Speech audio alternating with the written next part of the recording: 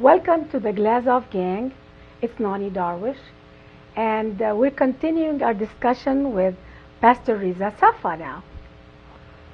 Well, just making a long story short, the following morning I woke up to do my morning prayer. This was in Sweden. The sun rises about 3:30 in the morning. This is summertime. And I got up about 3 o'clock, sat on my bed, trying to wake up to go do special washing.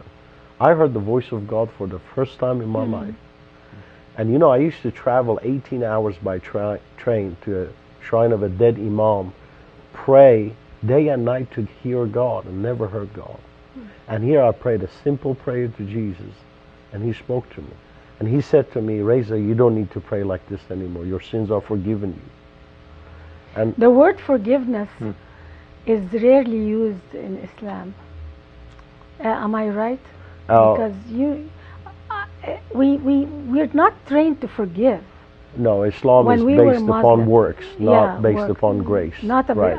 So the idea I've discovered, the idea of forgiveness, when I forgave the Israel for killing my father, I'm always shamed by many Muslims and Arabs that how could you dare forgive? You're a traitor. So the idea of forgiveness was never used enough in Islam, and so you discovered that concept more in Christianity. Absolutely, Islam is based upon qisas. Yeah, qisas, exactly. Yeah, which means eye for an eye. Eye for an eye. Yeah, it's a law-based organization, if you would. But Christianity is based upon the love of God. Yeah, and now what do you do? I do actually a lot of work. Okay. I pastor a couple of churches physically, locally here. I pastor over 25 churches on Skype on every week. Then I pastor we started over 90 churches in Iran. We lost most of them this year to persecution, underground churches in Iran. And then we have a network that reaches the Farsi-speaking people. Yeah, and you have a wonderful studio, and I've heard you debate, and you are the best debater with Muslim scholars. You completely wipe them. Go on YouTube and watch the Pastor Reza Safa. You'll be surprised. That's awesome. Praise God. And now I'll move this way. So Amani, I have a question for you. Okay. What's going on in Egypt right now? What's happening to the Coptic Christians? And it is unbelievable what's happening. There's even crucifixions in Yemen and torture. What's going on? Okay.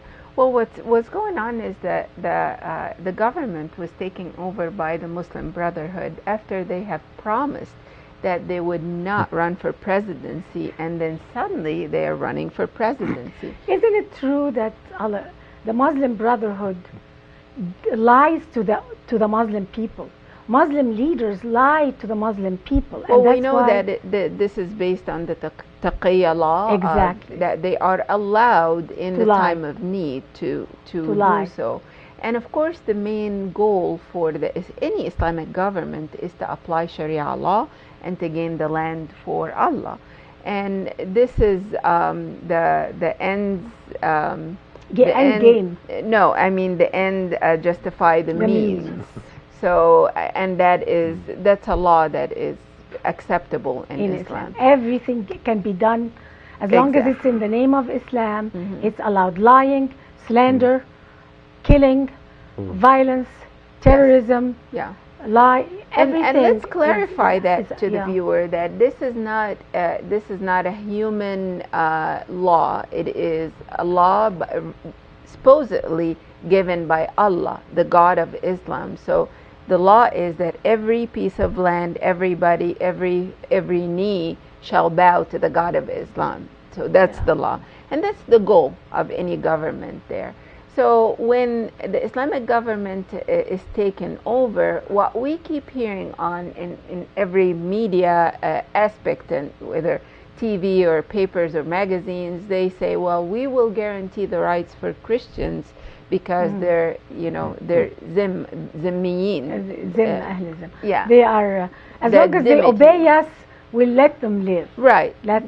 But that's what's it. happening under the rug? It's the declarations and what they say in the media world is different than what happens really on the ground. So we find that many Christian people are taken out of their homes, ordered to leave villages by the groups. Their homes are ransacked and burned, and you can just look on YouTube and see this is happening. The other part of this is taking the Christian girls, kidnapping them, and shaming them by taking their honor away in the sexual way, and sending them back home to their families pregnant, and then they're shamed, or they would have to stay with the Muslim families and become Muslims, and to cover their shame. And many Christian families are really struggling with that. Now it's escalating to not just girls, it's also boys. They also kidnap the Christian boys too. It's unbelievable what's happening in the name of Islam. Dwight, how can we tell the American people the truth about Islam? What do? We are called Islamophobes. Right. We are called that we hate Islam, or we hate Muslims. We don't hate Muslims, we love Muslims. No, absolutely. We hate the oppression, we hate the tyranny, we hate the ideology, but we love the Muslim people. What do we do? Because half of America thinks we're Islamophobes. What do we do? Well, I'm in the same category. I mean,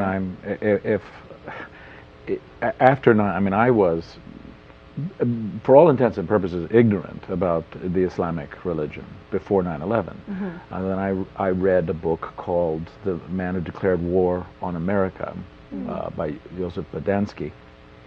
And in it, he referred to the fatwa that Osama bin Laden had issued. I then downloaded the fatwa. I read the fatwa, which referred to the blind Sheikh Abdul Rahman. I then found about as much as about Islam. That's how I learned about Islam. And right now they are allied with the left around the world. Yes. And their purposes are very similar. And it's astonishing, really, how similar that totalitarian ideology without a God is to Islam, which the political aspect of it, the Sharia, is a totalitarian ideology. Totally. The only way, I think, is what we're doing right now, and to come together, those who have had the experience, to debate. I want to see these debates that you've had. Only by, and Andrew Breitbart, I don't know if you know who he is. He was a really extraordinarily brave man who a wonderful man. He passed away. And he took the left, he went right up to them and put his face in their face and exposed their hypocrisy. It is I used to say, don't do that. You can't, you're making a fool of yourself, or it's a waste of time. No, he was right. The only way that we can, I think, in this country, deal with this is to actually go into the arena and force the issues. Because once you expose, I mean, you have been there. Once you expose it, people will understand. And you actually, I mean, today, because of the silence that we have, because the left is running this country, you have to, in essence, put it in the face of the populace. Exactly. You have to stand up. Have to put it in their face. And they don't know. Yeah. They really don't. We cannot hide anymore or beg them for understanding. The situation is getting so serious. Yes, it and is. so desperate, and America is going to suffer tremendously. But when Egyptians say this is what's going on in Egypt, and if the President of the United States is not going to tell you, I'm going to tell you. Of course. And that's where your voices come in. I think, if you don't mind me saying this, I think what we're dealing with, as we used to look at our part of the world and say, they don't know the truth, we need to have a chance to give them the truth. It's happening here too. It is not just about the darkness of Islam that the American public does not know about. It's about the system that tries to cover every everything that goes against what they want to happen. It's the same system, like you said. So, and they're using freedom of religion as the tool to protect themselves. And I've often said this. I said, to me, Islam has a religious jersey and a totalitarian pair of pants. And they take the shirt off whenever they want, and when they put it on, they're protected. We've got to expose those garments. The double face of Islam. It's got to be exposed. And that's what we're talking about. We're talking about the ideology of totalitarianism and control of people. Right. And we're not talking about faith. No. You can believe in anything they want. Thank you so much, and we're going to see you tomorrow night to finish the show.